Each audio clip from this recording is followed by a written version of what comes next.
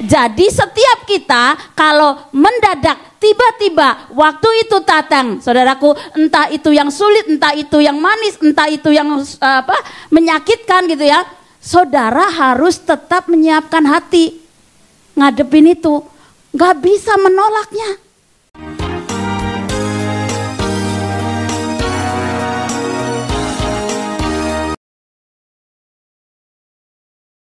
Sekali lagi salam semuanya. Berapa banyak orang-orang yang percaya banget dan ngalami berkat Tuhan sepanjang tahun ini? Dahsyat. Saudaraku dikasih oleh Tuhan, pagi ini saya mau bicara firman Tuhan, saudaraku ya. Belum lepas saudaraku dari memahami dan mengenal Tuhan, saudara ya. Tetapi saudaraku, kali ini saya mau ajak teman-teman dengar dulu ya saudaraku, dengar dulu sebuah nubuatan, saudara. Nah saudaraku, kita tahun ini kita akan mengakhiri tahun ini, saya yakin dan percaya setiap kita itu punya pengalaman dengan Tuhan. Amin. Semua punya kisah hidup dan ceritanya masing-masing yang berbeda-beda. Tetapi saudaraku, satu yang sama adalah kita punya Tuhan yang sama. Punya Tuhan yang menopang, yang menghibur, yang menguatkan, bahkan menolong kita sampai hari ini kita ada. Amin. Nah, jadi saudaraku dikasih oleh Tuhan, waktu kita mengerti ini, maka kita akan menjadi orang-orang yang banyak mengucap syukur. Banyak-banyak mengucap syukur, banyak-banyak Tuhan melihat kebaikan-kebaikan Tuhan mengejar kita, sehingga nggak ada waktu, nggak ada kesempatan lagi untuk mengeluh, tidak ada waktu untuk mempersalahkan keadaan, mempersalahkan orang lain. Saya percaya ini sudah bukan waktunya lagi. Anda mengeluh, Anda marah-marah, Anda jengkel, Anda kepahitan, sudah bukan waktunya lagi. Ada amin nggak? Karena ini adalah waktu yang sangat-sangat cepat, saudaraku. Ya, waktu yang sangat-sangat cepat akan lewat. Jadi kita mesti semua berjaga-jaga, semua akan bersiap-siap siaga.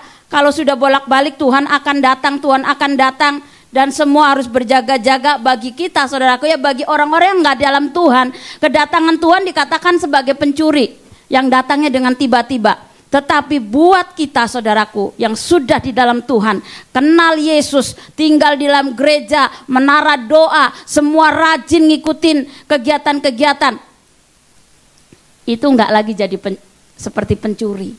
Sudah diberitahu. Ada amin enggak? Masa-masa yang akan datang saudaraku dikatakan tahun ini tidak, tahun yang akan datang itu bukan tahun yang nyaman-nyaman saudaraku ya. Akan ada banyak goncangan, akan ada banyak hal. Saya kemarin diberkati melalui MDPJ ya saudara, nubuatan dari Pastor D, saudara. Ini saya akan bacakan. Pertama sebelum itu saya akan baca. Tahun ini adalah tahun tiba-tiba, saudara. Jadi tahun 2023 sampai 2024 dikatakan tahun ini adalah tahun tiba-tiba. Baptisan api atau pemurnian gerejanya dan turunnya kemuliaan Tuhan akan datang secara tiba-tiba. Penuaian jiwa akan datang secara cepat. Mereka berbondong-bondong masuk ke dalam kerajaan Allah. Mereka datang dari berbagai lapisan masyarakat, orang tua dan anak-anak muda dari berbagai agama. Anak-anak muda menjadi sangat lapar dan penuh gairah untuk Tuhan. Mereka perlu dilatih untuk penyembahan. Mereka akan melihat tanda dan mujizat yang dinyatakan di depan mata mereka. Ini tahun pintu terbuka, dan melalui pintu itu akan ditemukan tujuan atau destiny ilahi. Ini adalah tahun di mana dunia akan benar-benar mulai melihat dan memiliki pengetahuan tentang kemuliaan Tuhan yang akan melingkupi bumi seperti air menutupi dasar laut. Demikianlah kemuliaan Tuhan datang. Pentakosta ketiga akan dinyatakan seperti belum pernah dilihat atau disaksikan sebelumnya. Karena itu akan terjadi di rumah-rumah melalui penyembahan, sehingga kesembuhan, mujizat-mujizat dan pencurahan Roh Kudus akan menarik jutaan orang ke dalam kerajaan ilahi. Sama seperti para penyembah selalu dipanggil untuk memimpin jalan dalam pertempuran, demikian pula para penyembah akan mempersiapkan jalan bagi Tuhan. Hamba-hamba Tuhan Kenabian dan kerasulan akan bekerja bersama-sama dengan Kristus sebagai batu penjuru. Para nabi akan menubuatkan tentang kedatangan Tuhan, dan rasul-rasul penyembahan akan persiapkan rumah Tuhan. Rumah-rumah dan kemuliaan Tuhan akan memenuhi tempat ibadah umat, rumah-rumah. Goncangan secara natural dan spiritual akan terjadi peningkatan gempa, letusan gunung berapi, tanda-tanda di langit. Waspadai dan banyak berdoa untuk aktivitas air yang tidak biasa. Banjir, perubahan warna ini tidak pernah terjadi sebelumnya, baik lokal maupun global. Kunci untuk menghadapi tahun ini, ya, tahun yang akan datang, saudara, ini adalah ketaatan radikal terhadap suara Tuhan seperti zaman Nuh.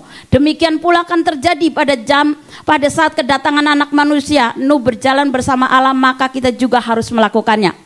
Amin. Jadi makanya saya akan tema khotbah saya hari ini, memahami dan mengenali waktu Tuhan. Dari ayat firman ini, saudaraku, Yeremia 9 ayat 23-24, saudaraku, ada banyak tema yang Tuhan taruh di hati saya. Dan hari pagi ini Tuhan taruh di hati saya bahas tentang mengenali waktu-waktunya Tuhan. Karena apa, saudara? Persiapkan tahun yang akan datang menjadi tahun yang tiba-tiba. Semua boleh, saudaraku, semua akan ada musimnya. Saudaraku, kalau hari ini kita lihat semua pohon-pohon Natal, dan semua di mal-mal ada pohon-pohon Natal. Itu artinya apa? Natal telah tiba. Nah, Natal telah datang, saudaraku. Jadi kalau saudara musim, coba bunga aja, saudaraku, ya. Bunga aja, kalau saudara cuma pengalamannya, oh ya aku lihat bunga gitu. Tapi perhatikan, waktu bunga itu muncul dari tangkainya, suatu hari dia akan mekar juga. Nah, waktu mekar itu, perhatikan, akan ada kupu-kupu yang menghisap madunya. Perhatikan waktu yang tiba-tiba, saudara. Semua bisa datang dengan tiba-tiba, saudaraku. Dan apa ya, saudara, kita mesti perhatikan gini. Baca dulu firman-Nya. Yeremia 9 ayat 23, 1, 2, 3. Janganlah orang bijaksana karena kebijaksanaannya, janganlah orang kuat bermegah karena kekuatannya, janganlah orang kaya bermegah karena kekayaannya. Ayat 24-nya. Tetapi siapa yang mau bermegah, baiklah bermegah karena yang berikut, bahwa ia memahami dan mengenal aku, bahwa akulah Tuhan yang menunjukkan kasih setia, keadilan dan kebenaran di bumi. Sungguh semuanya itu kusukai. Demikianlah firman Tuhan. Saudaraku yang dikasihi oleh Tuhan, kalau ngomong mengenal dan memahami Tuhan, saudaraku, itu harus mengenal secara lengkap, saudaraku, ya. Saya ini khotbah berturut-turut, saudaraku, dari 2 ayat firman ini. Tuhan memberikan satu pesan. Yang pertama itu mengenal dan dikenali oleh Tuhan. Mengenal Allah dan dikenali oleh Tuhan. Kemarin di menara doa, mengenal dan mengalami, ya, memahami dan mengenal Yesus melalui penderitaan. Hari ini mengenal, memahami dan mengenal waktunya Tuhan. Saudaraku, itu akan sebenarnya itu akan sambung menyambung menjadi satu paket, saudaraku. Satu paket, karena waktu kita mengenal Tuhan, saya dikatakan Filipi, Rasul Paulus berkata kalau dia kerinduannya itu mengenal melalui kebangkitan dan kuasanya Tuhan. Tuhan, kalau saudara hanya mengenal Yesus, hanya melalui melihat mujizatnya, melalui kesembuhan, pertolongannya Tuhan, Anda mengenal Yesus belum lengkap. Ada amin gak? Karena kalau mau memahami dan mengenal Allah kita, itu gak cuma cukup di dalam kamu mengalami kuasanya, tetapi juga penderitaannya. Nah, jadi kadang Tuhan akan tuntun orang, setiap kita orang percaya akan mengalami yang namanya masa penderitaan. Bahkan dikatakan bersekutu dalam kematiannya. Itu saudara, lengkap pengenalan kita akan Tuhan. Engkau waktu mengalami kuasa Tuhan, ya percaya Tuhan sungguh-sungguh. Waktu engkau sedang diizinkan menderita oleh karena kebenaran imanmu, engkau juga tetap sungguh-sungguh sama Tuhan. Waktu engkau harus mati terhadap kedaginganmu, engkau juga harus tetap mengucap syukur sama Tuhan. Engkau akan dibawa oleh Tuhan, mengenal Tuhan secara keseluruhan. Tapi pagi hari ini saya mau bawa saudara mengenali, memahami waktunya Tuhan itu seperti apa. Kita lihat, baca firman Tuhan, saudaraku, Pengkhotbah 3 ayat 1 sampai 15.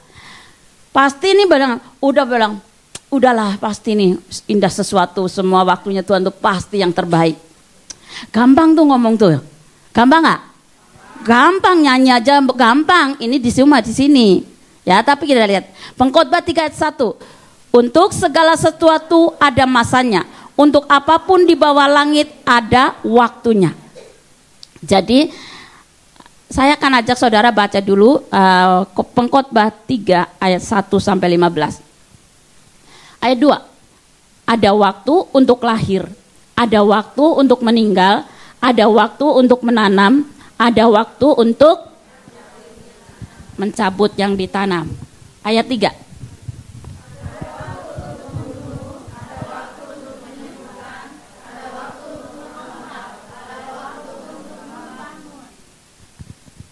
Berikutnya.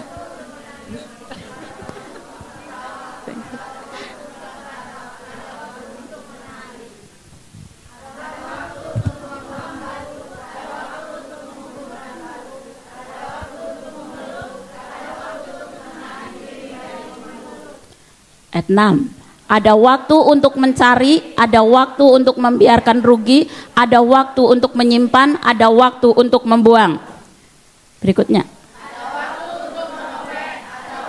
Untuk menjahit, ada waktu untuk berdiam diri, ada waktu untuk berbicara.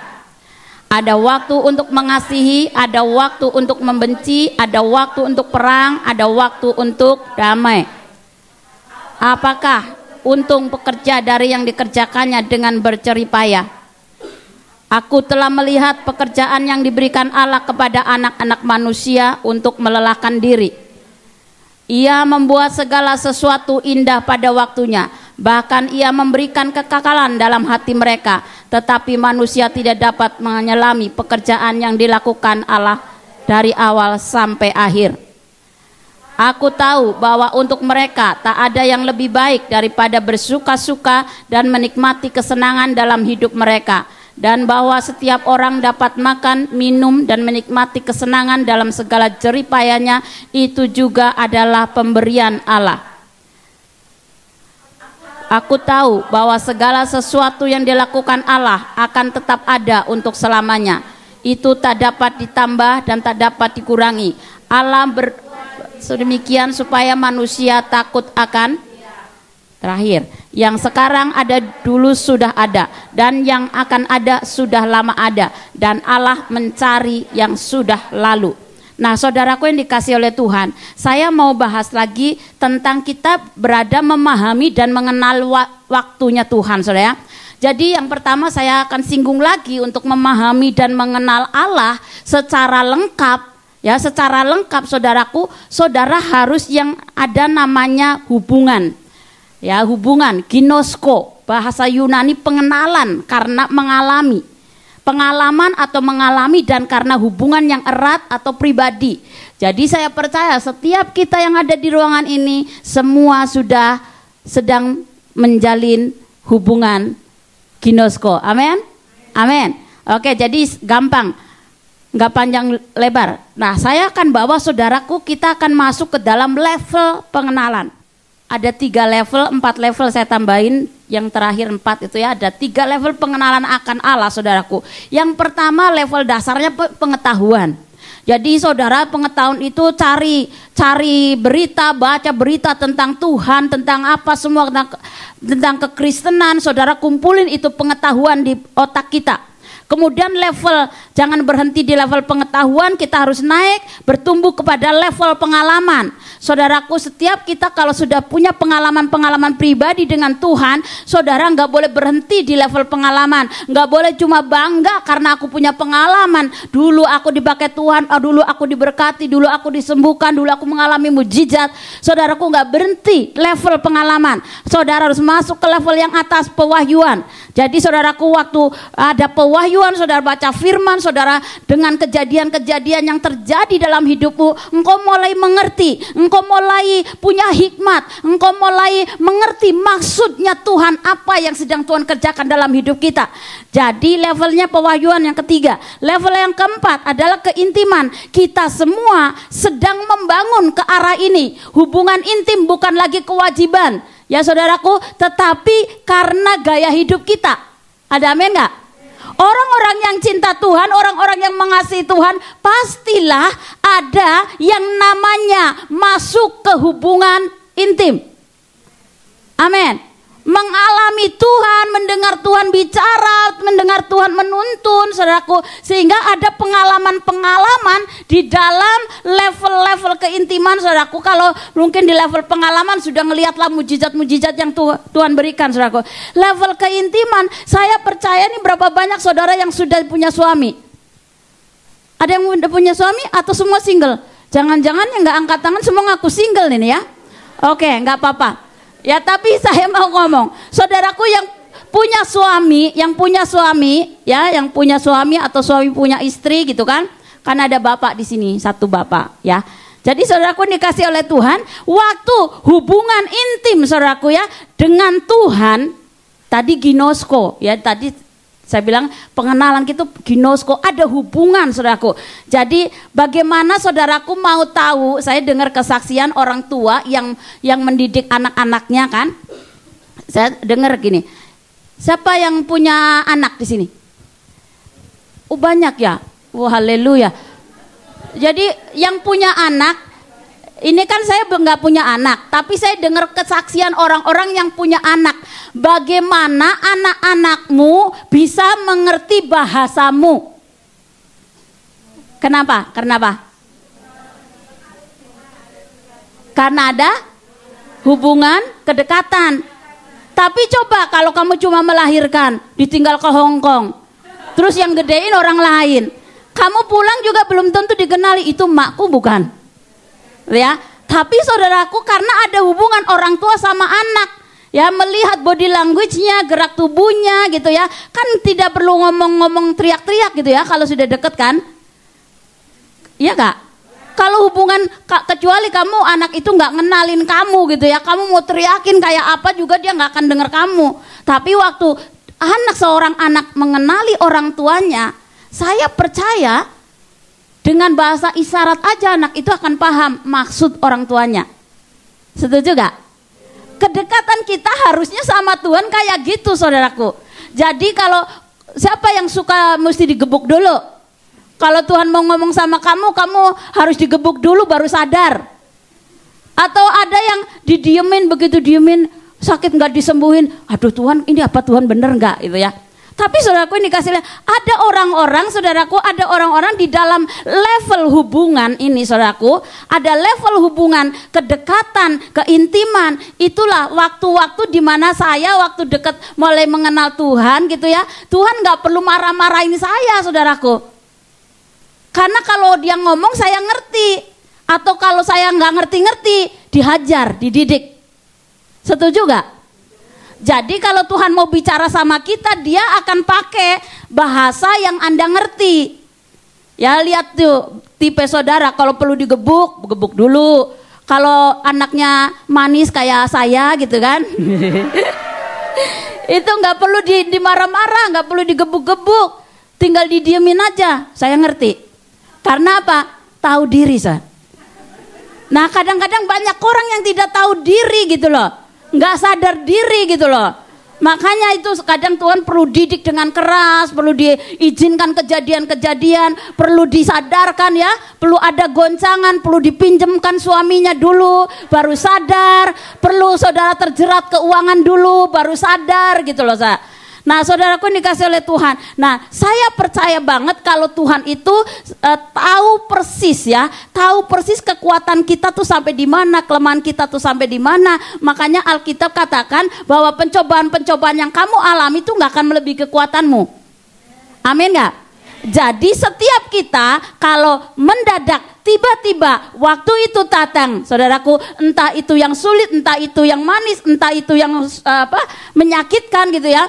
Saudara harus tetap menyiapkan hati ngadepin itu, nggak bisa menolaknya, nggak bisa. Karena apa? Dikatakan ya penderitaan itu adalah atau masalah itu adalah bagian daripada iman. Jadi saudaraku makin yang penting saudaraku, yang penting waktu sebuah kejadian kau alami, engkau ngerti pesannya.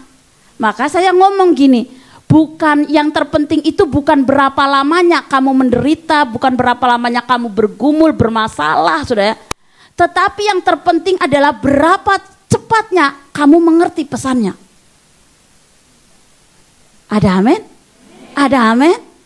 Jadi saudaraku, kalau saya tipe orang yang diajar dan didik Tuhan lewat sebuah kejadian-kejadian. Karena saudaraku, kejadian-kejadian yang saya alami itu membuat saya banyak belajar tentang Tuhan. Mengenal bagaimana Tuhan menyayangi saya, mengasihi saya begitu rupa gitu ya. Sehingga waktu saya mulai tidak taat, sesuatu tiba-tiba datang. Nah itu sadar, tahu diri kan. Langsung bertobat, minta ampun gitu kan. Amin. Nah sekarang ada 3 istilah waktu Tuhan saudaraku ya. Yang pertama dikatakan waktu kronos. Waktu kronos adalah waktu yang biasa, yang selalu ada. Kronos adalah waktu yang dapat diukur dengan jam, hari, tanggal, bulan, tahun dan sebagainya. Kita sering mendengar kata kronologi, saudara ya. Kronologi ini dari kata kronos. Jadi itu waktu yang waktunya Tuhan tuh hari-hari itu rutinitas kita, saudara ya. Rutinitas kita, kronos, saudaraku. Yang kedua, waktunya Tuhan adalah waktu aion, gitu ya. Adalah kata yang dipakai untuk menunjukkan waktu yang lama sekali atau waktu tanpa batas. Ini berarti kekekalan, saudaraku, waktu tanpa batas nanti, ya, waktu kekekalan kita hidup dengan Tuhan. Kemudian istilah 3, nanti saudara baca Galatia 6 ayat 10. Ini adalah periode tertentu, kalau waktu itu sudah lewat tidak akan kembali. Kairos berbicara tentang kesempatan dan momentum yang ada di waktu-waktu tertentu. Jadi saudaraku, yang saya mau highlight khususnya adalah di kairosnya, ya, di waktu kairos, saudara. Kairosnya Tuhan, saudaraku ya. Kairosnya Tuhan ini, saudaraku, dan ini dikatakan tentang sebuah kesempatan atau momentum. Jadi hari-hari ini saya percaya ini adalah waktu-waktunya Tuhan yang sedang akan membuat sebuah perkara besar, saudara. Ke depan ini, bahwa kairosnya penuaian jiwa, waktunya goncangan terjadi, waktunya perkara-perkara yang tiba-tiba datang dalam hidup kita, maka kita mesti mempersiapkan diri. Karena apa, saudaraku ya? Karena apa? Di dalam kita membutuhkan sikap hati, saudaraku, dalam menghadapi waktu yang tiba-tiba ini. Di dalam Wahyu 3 ayat 7, apabila ia membuka tidak ada yang dapat menutup, apabila ia menutup tidak ada yang dapat membuka. Jadi saudaraku, sikap kita dalam menghadapi akhir tahun ini, masuk tahun yang akan datang, mari kita siapkan hati kita, saudara ya, masuk kepada level keintiman, saudaraku. Tadi di dalam nubuatan Pastor D itu dikatakan membangun, ya, ketaatan yang radikal, saya. Jadi saudaraku, tidak bisa main-main lagi hari-hari ini, saudaraku. Kalau saudara mau menangkap ini, ini waktu-waktunya Tuhan. Bisa datang tiba-tiba, bisa pergi juga dengan tiba-tiba, dan tidak ada pemberitahuan sebelumnya. Tetapi anak-anak Tuhan sudah diberitahu pada akhir zaman nanti akan ada masa-masa kesukaran, masa-masa sulit. Orang akan mementingkan dirinya sendiri. Nah saudaraku, waktu saudaraku, pertanyaan saya, mungkin saudara sedang berada di waktu yang mana? Tadi di kronologi atau rutinitas aja, hari-hari begitu ya Senin sampai Sabtu kerja, Minggu ke gereja, terus begitu saja, saya. Hanya di waktu kronologi, di kronos. Tapi kalau kita mau meresponi, ini waktunya Tuhan. Ini waktunya Tuhan mau berbicara apa sama saudara, sama saya, setiap kita pribadi dengan pribadi. Saudara harus mendapatkan pesan akhir tahun ini. Ada amin gak? Kalau aku mau memahami dan mengenal waktunya Tuhan, aku mau memahami dan mengenal Tuhan melalui masa-masa yang mendadak, penderitaan yang mendadak, maka saudaraku yang dikasih oleh Tuhan, saudara harus menyiapkan hati. Dan kalau ditegur, kalau diarahkan, mari taati. Amin. Keadaan ini bukan baik-baik, saudaraku. Bukan baik-baik saja di seluruh dunia sekarang, bukan baik-baik saja sebenarnya. Jadi itu resesi, saudaraku. Jadi kalau saya pernah ngomong gini, di mana-mana kan sedang terjadi resesi. Terus salah satu teman kita tuh bilang, kok saya nggak ngerasakan ya? Saudara tahu gak kenapa? Karena saudara sedang di Hong Kong, terima gaji setiap bulan, saudara sedang dibawa oleh Tuhan masuk ke tanah Goshen, tanah perlindungan, tanah diberkati. Nah, jadi saudaraku yang dikasih oleh Tuhan, saya cuma percaya saudara, dan saya harus percaya di mana boleh gonjang-ganjing, di mana boleh tiba-tiba datang. Kalau saudara pegangan kencang sama Tuhan, engkau tidak akan ikut tergoncang. Amin. Kita akan dipelihara oleh Tuhan kok, melewati. Jadi jangan takut gitu ya. Tetapi bukan jangan takut tuh bukan berarti ya sudahlah, yang penting aman. Gitu. Itu cari penderitaan gitu. Cari-cari penderitaan gitu ya, udah tahu flu, udah tak tularin gitu. Itu salah saudara. Tetapi saudaraku, saya kemarin ngomong gitu. Pada saat Tuhan izinkan kita mengalami penderitaan, kita mesti siap, bukan cari-cari penderitaan.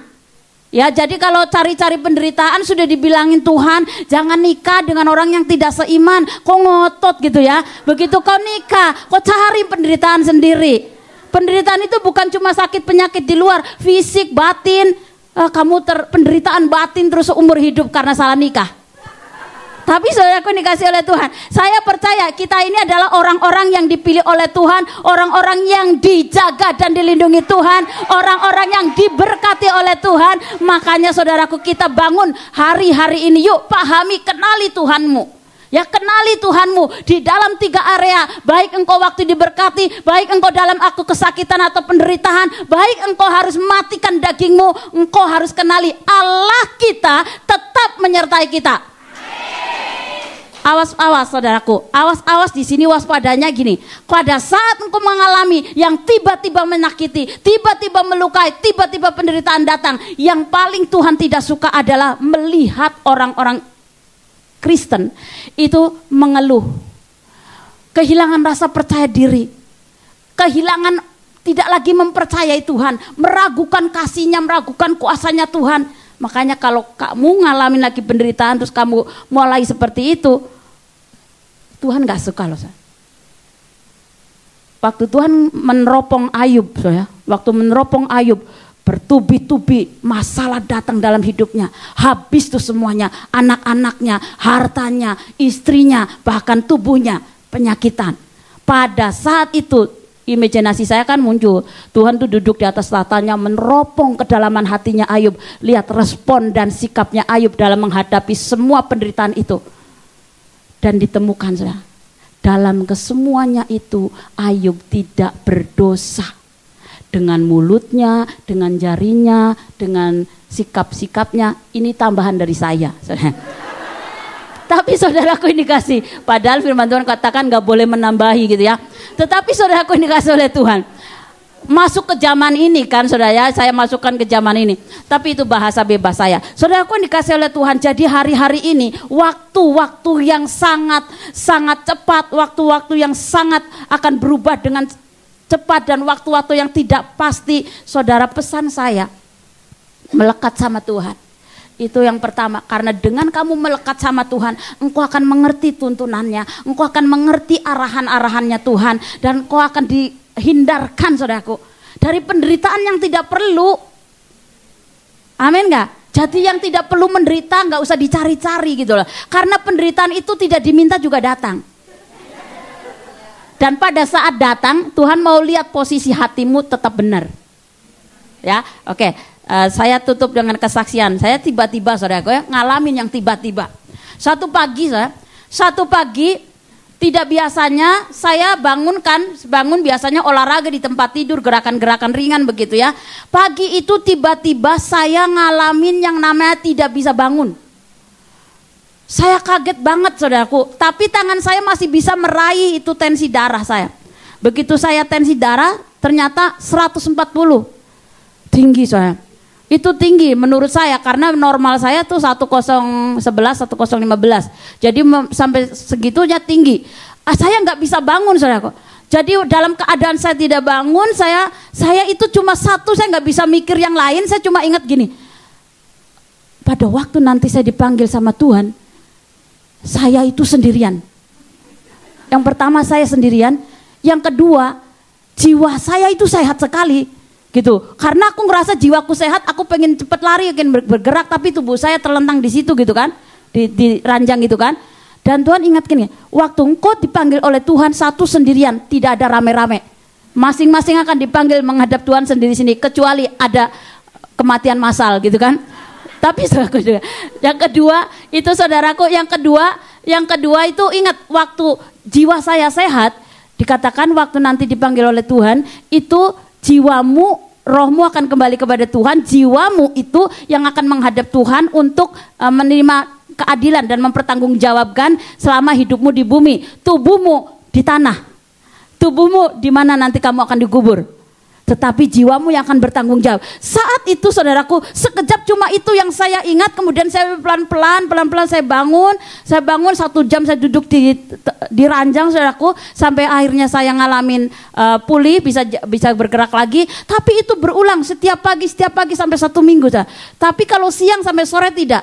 Sampai akhirnya saudaraku, waktu Bapak Gembala, saya cerita sama Bapak Gembala, dan Bapak Gembala sempat memandu saya untuk bagaimana memberi saya obat gitu, kemudian memandu saya hari-hari di tensi berapa udah normal belum, sampai akhirnya normal saudaraku. Tetapi saudaraku, sekali lagi, waktu kejadian itu tiba-tiba saudaraku, mungkin saya tiba-tiba ngomong penderitaan ya Kak Napsi, cuma tensi darah naik.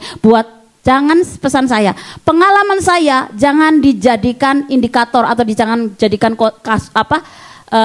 pusat begitu ya. Contoh bukan, tapi saya mau cerita itu pengalaman saya yang mendadak tiba-tiba gitu loh. Karena setiap kita punya tubuh berbeda dan semua beda. Jadi saya berharap teman-teman nangkep pesannya ya, bahwa ketika tiba-tiba datang, saudara perhatikan sikap hatimu. Ya, sikap hatimu. Saya cuma bilang saya bersyukur sama Tuhan. Saya cuma ada lagu bersyukur begitu. Dan itu lagu yang diulang-ulang saudaraku, ya saya cuma ngucap itu. Dan akhirnya apa? Saudaraku, saya sekarang sudah normal, saudara. Saya sudah normal. Dan puji nama Tuhan. Dan saya tahu ketika saya mulai tensi saya naik, ternyata bukan cuma karena saya kekurangan air, tapi juga kalau pikiran saya sudah mikirin kenceng saudaraku ya, itu konslet begitu. Terus udah gitu, begitu juga saudara, waktu suasana hati saya ini nggak nyaman saudaraku, tensi naik lagi. Contoh sederhana saudaraku, saya membaca kisah itu kan, membaca buku yang pesan Hug and Love gitu kan, kisah anak yang penyakitan begitu ya, dibawa ke dokter, diperiksa, ternyata dia nggak ada penyakitan gitu. Ternyata ditemukanlah waktu dia curhat, ketemukan bahwa dia itu pengen dipeluk sama orang tuanya. Saya membaca itu saudaraku, saya tuh nangis saudaraku. Lah habis nangis saudaraku, saya tensi naik gitu. Nah akhirnya saya tahu, suasana hati saya tuh mesti dijaga. Ya saudaraku, berapa banyak nih saya kurang pelukan. Ini kayaknya kita semua kurang pelukan ya. Sampai saya jalan masuk ke sini banyak yang memeluk saya bilang begitu ya. Tapi saudaraku, ini dikasih oleh Tuhan. Jujur, yuk mungkin kalau dipeluk sama orang yang tidak dikenal kita risih gitu ya. Tetapi mari kita datang supaya Tuhan peluk kita gitu loh. Amin gak? Waktu keintiman, waktu membangun hubungan keintiman, Tuhan akan peluk kita kok. Engkau akan merasakan damainya, engkau akan merasa dikasihinya, engkau akan merasakan diterima oleh Dia apa adanya. Nah itu yang terpenting saudaraku. Karena kalau saudara tiba-tiba gak kenal saya di jalan meluk-meluk itu, ya risih gitu. Tetapi saudara, karena kejadian saya kurang dipeluk saudaraku, ini ada kejadian di bawah rumah saya. Ya kapan waktu itu Minggu saya tuh habis dari gereja, ini kan udah remang-remang, siang jam 6 kan sudah mulai gelap. Nah saya itu nyapa sama satpam gitu, satpam di bawah, ini perempuan saudara bukan laki. Satpam ini tiba-tiba bilang gini, hei Lea, hayya, lalu tiba-tiba dia peluk saya gitu saudara. Dia peluk saya kenceng, terus oh kamu hari ini libur? Iya. Terus sekali lagi ngomong-ngomong, dia peluk lagi sekali lagi saudaraku ya. Saya rasa, ya aku juga rasa risih juga karena kan baru maksudnya selama ini cuma say hello aja gitu ya. Tetapi saya yakin Tuhan memakai orang ini untuk menyalurkan pelukan itu sama saya saudara. Amin. Jadi mari kita datang sama Tuhan. Sama-sama kita minta dipeluk sama Tuhan ya. Jangan kamu peluk sembarangan orang. Nanti di jalan-jalan kau peluk sembarangan orang lagi.